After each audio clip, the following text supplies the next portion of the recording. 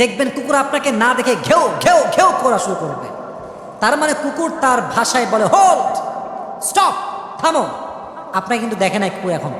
তো দেখবেন মালিকজন চলে আসে বাসার কাছে, গেটের কাছে, মালিককে দেখার সঙ্গে সঙ্গে দেখবেন কুকুর চুপ হয়ে যায় এবং কুকুরটা তার পায়ের কাছে এসে এমনি জড়ায় থাকে আর তার ভাষায় সে বলে আই অ্যাম এক্সট্রিমলি সরি, ভুল হয়ে গেছে জাহাপনা, আপনার বাসা, আপনি যান, কোনো সমস্যা নাই, আমি আপনার পাশে আছি।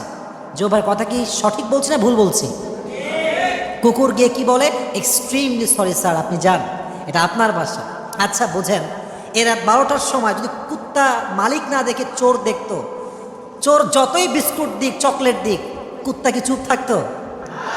ইয়েস নাকি নো? নো, কুত্তা চুপ থাকতো না।